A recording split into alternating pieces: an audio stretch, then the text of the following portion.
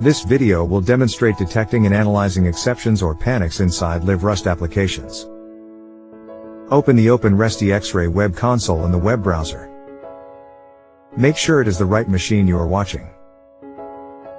You can choose the right machine from the list below if the current one is not correct. Go to the guided analysis page. Here you can see different types of problems that you can diagnose. Let's select errors and exceptions. Click on Next. Select the Rust application. Select whole application. Make sure that the application type is right. Usually, the default should be correct. The language level here is just Rust. We can also set the maximum analyzing time. We'll leave it as 300 seconds, which is the default value. Let's start analyzing. The system will keep performing different rounds of analysis. Now, it's executing the first round.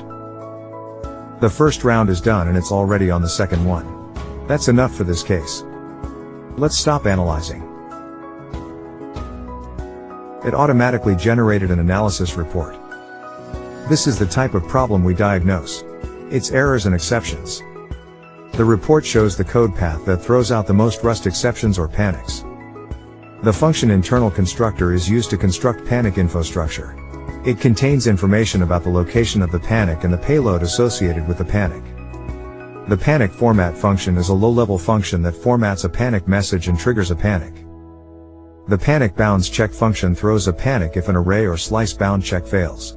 It's a Rust safeguard to avoid out-of-bound memory accesses at runtime. The stat client usage function belongs to the business level code of the target application. Click More to see details. The hot code path was automatically inferred from this Rust land panic flame graph. Below are more detailed explanations and suggestions regarding the current issue. It mentions the panic info structure we saw earlier. It also explains panic was caused by bounds check failure. Go back to the hot code path. Hover the mouse over the green box for the function. You can see the source file and the full path of this function in the tooltip. The source line number is 7. Click the icon to copy the source file path. On the terminal, use the Vim editor to open the source file. Paste the file path we just copied. You can use any editor you like. Go to line 7, as OpenResty X-Ray suggested. The array subscript client it may exceed the array clients. Based on the panic bounds check function we saw earlier, it is clear that there is a data subscript out of bounds access here. This line is inside the stat client usage function, as shown in the report. This Rust exception is actually caught by the application itself, and did not cause the Rust application to crash. Even so, OpenResty X-Ray can still detect and track it in real time.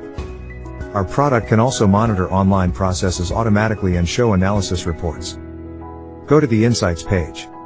You can find the reports on the Insights page for daily and weekly periods. For this reason, you don't have to use the guided analysis feature. Though guided analysis is useful for application development and demonstration purposes. OpenResty X-Ray is a non-invasive diagnostic system based on our own dynamic tracing technology. It can monitor and scan performance problems, behavioral issues, and security vulnerabilities in real time. If you like this video, please subscribe to our YouTube channel. Thank you.